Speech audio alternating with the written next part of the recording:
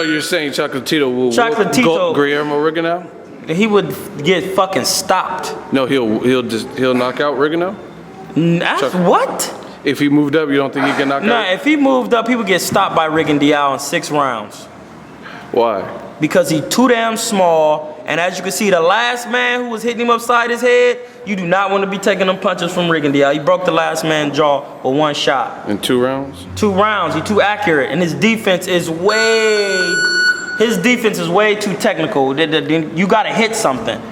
Chocolatito just throw punches and come forward. Just because people think just because he's busy, he's gonna be able to hit something. No, when you can't hit nothing, you get discouraged, and then you start getting picked off. And that's what's gonna happen. Does Rigondeaux have good upper body movement, or is it his legs? He has a combination of everything. He has good upper body movement and good footwork. What about the southpaw stance? That's very difficult. So that'll be worse for Chocolatito? That'll be worse. That Chocolatito don't do nothing but throw punches and come forward. As you can see, his face showed his style. That's just not good. When your face looking like that in a fight, if Chocolatito had 2 more of them fights, bro, his career is over. He already got 70 fights and ain't fought nobody. Last year he fought somebody 30-30. And I ain't talking about ESPN. Come on, man, what the hell? That's what I'm saying. These fans be trying to say these people pound for pound the best, but one of your opponents last year was like 30-30, and how many fights Chocolatito got? I don't know. 70? That's what I'm saying. And this is his first step-up fight, and he stepped up against somebody that was What about the people? So no chance that Chocolatito beats Rigondeaux? Nope, no chance. None. No, one of my old friends, Nori, my Japanese friend, he used to say his subtle movements, and I used to try to tell him, like, when you against Guillermo Rigondeaux, you can't do anything subtle.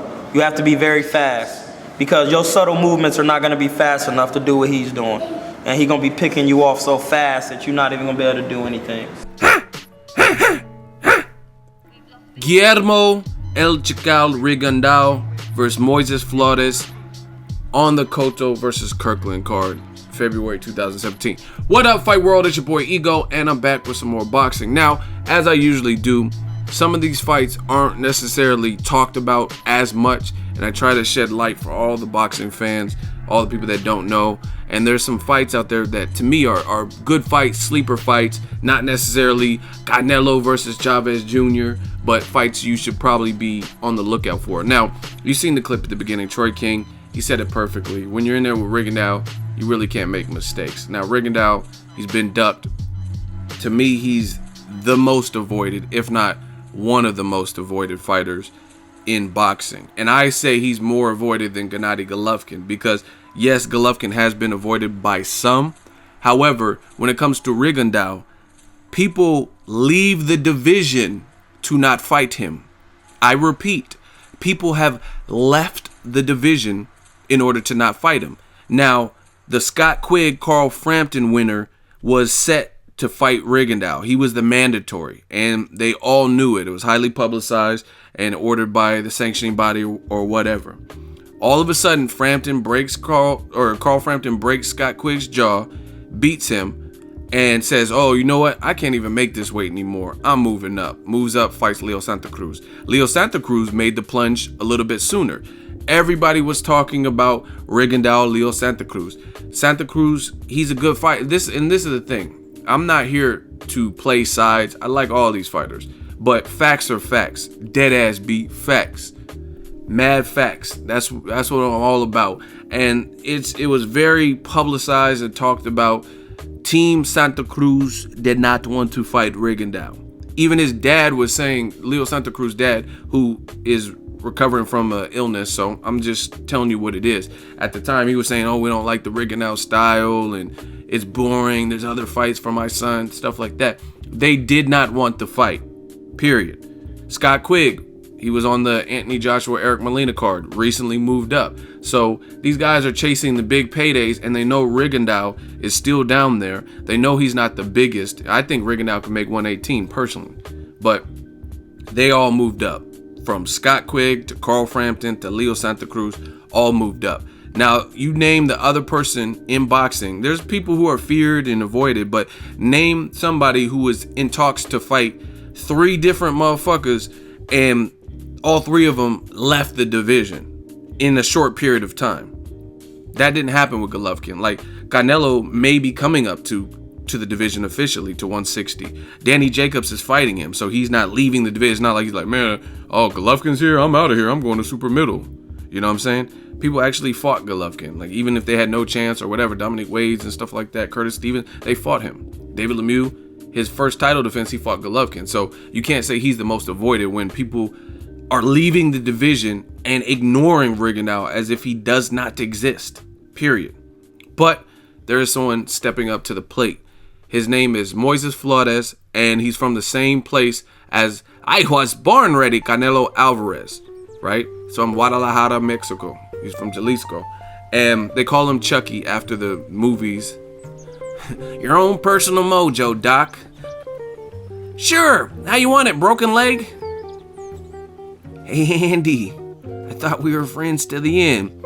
This is the end, friend. Ake Due Dambala Yakuza. Y'all know about them Child's Play movies. That was my shit. But anyway, they call him Chucky. I don't know why. I guess he said something like when he was growing up, he was in street fights a lot and he was a bully or the guy you didn't want to run into. And people were afraid of that movie at the time or some shit. So they start calling him Chucky. Like maybe he was a neighborhood bully or whatever. And that's what they call him. I'm interested in the fight. It's a mandatory for Rigondeaux, so don't try to blame him. Oh, why is he fighting this guy? The guy has a good record. He's undefeated, 25-0. 17 of those 25 fights are coming by way of knockout, so he's a good puncher. He's a busy guy. I've watched him. He was on a PBC card. I've seen him fight before. I don't know if he could fuck with Rigondeaux, but we're gonna see. But it's a good style. This is a good style for Rigondeaux because Rigondeaux's been knocked down before. Some people question his chin and things like that. And it's gonna take a guy like this to go for broke, and that makes the best Rigondeaux fight. And again, this guy is a good puncher, 65% knockout ratio. He's tall for the division, right? He's 5'9", so he's taller than Rigondeaux clearly, and he's a busy fighter with good pop, good snap on his power shots, and he's gonna stay busy. And to me, from what I've seen so far, obviously I haven't seen him at the highest of levels. He doesn't have anybody on his resume with the pedigree and amateur or pro level experience of a Guillermo Rigondeaux, but he has more fights than Rigondeaux. And from what I've seen, he's the type of fighter that has the gall to win, lose, or draw, kind of go out on his shield from what I've seen. But again, you don't really know until they step up.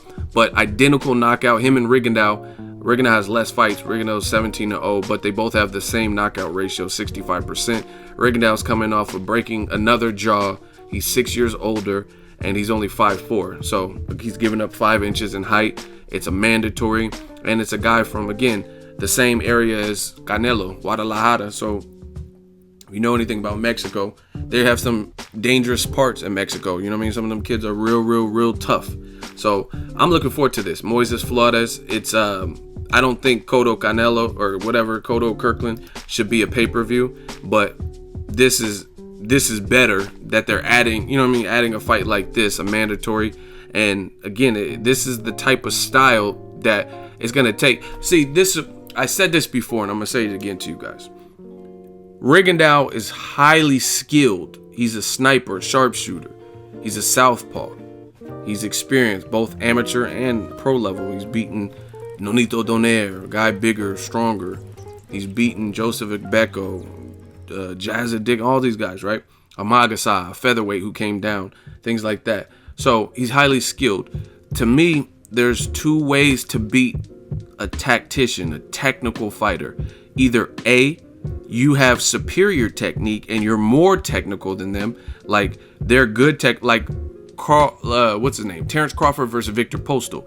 Both technicians, they're both boxers, but Crawford has more to it. You know what I mean? He has more tools with his boxing ability because there's some rhythmic movement, there's athleticism, more speed, snappier punching, you know what I mean? Better combination punch, stuff like that. Better, well, they both have good jabs, but you guys get what I'm saying. So that beats a technician. Like, okay, Victor Postal, he's a tactical fighter, a technical fighter. Crawford's more technical. He's a superior. Same thing with Juan Manuel Marquez versus Floyd Mayweather. Both counterpunchers, both good, more pure boxers, but Floyd is superior. He's a bigger frame, he's faster, more athleticism, and that. Moises Flores, to me, is not more technical from what I've seen than Rigondeaux. But the other option B to beat a technical fighter is throw technique out the window and be somebody who is busy, has a chin, willing to go out on the shield, has some power, and you can sometimes beat the technical guy, the guy with more fundamental skill set, i.e. Marcos El Chino Maidana versus Broner. A lot of people pick Broner. Broner is the more technically and athletically gifted fighter. Maidana just doesn't give a fuck. He has power, he's bigger than Broner, and he's coming to take your head off with them chopping shots. And he improved his jab. So shout out to Roberto Garcia and Oxnard for working with Maidana, but they definitely improved that. So those are the two ways to beat a technician. So to me, a guy like Flores is going to be an interesting fight because he's not he's not the guy who's more technical than Rigondeaux, and it's very hard to be that unless, you know what I mean, the only person that even comes to mind maybe is like a Lomachenko. You know what I mean? That's a maybe to me. So he's not that, but he might be able to provide the other. You know what I mean? A guy who's 5'9", rugged, volume puncher. It's going to be hard to beat Rigondeaux, but to me, you have to be one of those two things. If you're just like a punching bag and that's it, you know what I mean, or you don't have a chin or no defense, you're in for a hellish night against Rigondeaux because he's surgical. So it'll be interesting to see if Rigondeaux can break down a man like Moises Flores. It's harder to take a undefeated fighter's things like that. The guy has a good knockout percentage equivalent. He's it's not like he's wet behind the ears. Pause. He's 30 years old, so he's been fighting. He's been scrapping. In Mexico, like Canelo, they let him turn pro at 15, so it's a little bit different. When Moises Flores turned pro, I believe in his first 14 bouts, he had 12 knockouts. So they was keeping him busy. He was fighting frequently, and sometimes that toughness and that grit can push you through. You know what I mean? And sometimes people like Rigondeaux, maybe if they get lackadaisical and sleep on their opponent, you know what I mean? We don't know. But I mean, obviously the safe bet is Rigondeaux. It's hard to put anybody against Rigondeaux and pick them. But that's what it is. I want to tell you guys about the fight. That's going to be on the Cotto-Kirkland fight card, and that's at the Ford Center at the Star, Frisco, Texas. Brand new training facility for the Dallas Cowboys. It's supposed to be state-of-the-art. I believe this is the first sporting event that will ever be held there. Let me know what you guys think of the main event, Cotto versus Kirkland. I did a video about it yesterday, and Wolf back in Kirkland's corner. Can that be a difference maker? Does Cotto even have the passion to deal with like a fully focused Kirkland? You know what I'm saying? Those are the questions that I kind of have. And then for the Rigondeaux fight, it's a mandatory for the WBA, and it's a guy who's bigger than him, probably tough, not gonna just give up and go for broke. And again, I watch boxing. I don't know about some of y'all, you don't know shit. Okay, whatever. But I watch boxing, and to me, the most exciting fights with Rigondeaux are the people that have displayed Moises Flores type of qualities. Like if you look at it, Nonito Donaire was getting schooled, but he was still trying. Nonito Donaire wasn't a punk in there. He wasn't like just came in there to tuck his tail and lay down. He was getting hit with some shit. Rigondeaux was in and hitting him with some like, you know what I'm saying, some crispy ass shots. And Nonito Donaire's lucky he has a chin, because some of them shots would have at least sat people down. So the Donaire fight, I enjoyed that fight, even though HBO said they wanted to vomit and Bob Arum blackball. It's sad what they did to Rigondeaux, man, because the Donaire wasn't even a bad fight. Like, okay, if it was the Gbeko fight, that was a little bit boring. But again, you can't even complain and beg Rigondeaux. He was doing what he had to do. It was up to Gbeko to turn it up. You know what I mean? Same thing with Postal Crawford. If one person's winning and dominating the fight, then it's up to the other person to turn everything around. You know what I mean? Why would you push for a knockout and then give them an opening? That's dumb shit. So that's how I know some of y'all couldn't even be trainers, because y'all say stupid shit.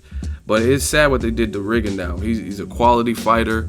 He comes to scrap. There's been times where he's made weight within 2 weeks of getting the call. Like he was on the Cotto-Canelo card. They just slapped him on at the last minute, less than a month to train. And he does his thing. But again, the most exciting Rigondeaux fights are going to be if most people can't match him with wits and technique and technical ability, which is what I'm saying. So the only other option is if you're tough, and then you're gonna keep trying no matter what. Don't get discouraged and keep bringing that fight forward to Rigondeaux. Like a Moises, I gotta give it up to him. He got fucked up, but he was at least pushing for the fight. Them Japanese fighters be tough as shit, and he was willing to go out on his shield, which he did, and they had him looking like X-Men and shit. Do do do do do do do do do do. He looking like a mutant and stuff, with his cheekbone all like his cheek looked like a chipmunk. But you got to give him props because he was at least willing to go out like that. Some people aren't. They feel that Rigondeaux accuracy, power, speed. He's a southpaw, and then they're like, nah, I'm just gonna do enough to not get knocked out. So that's what makes the fights more boring. I'm trying to explain to you guys what's going on. But if you get somebody who's tough enough, who's like, you know what, I'm not going out like no bitch, I'm not going out like a punk, and they keep pushing forward, keep trying to plow forward, that's going to be the best. You're going to make Rigondeaux at least work, you know what I mean? And I think Donaire and Moises are perfect examples of that. Let me know what you guys think of the God, Guillermo Rigondeaux. He'll be back in February. I just hope he could get like a big name before it's all said and done. A big career fight, you know what I mean? Something that's big. Leo Santa Cruz, Carl Frampton, Scott Quigg, you know what I mean? These guys got to eventually slow down and conquer the Rigondeaux shit. Let me know what you guys think. Drop in the comment section. Make sure you share the video, like the video as always. Hate, comment, and subscribe. Till next video. It's Ego signing off.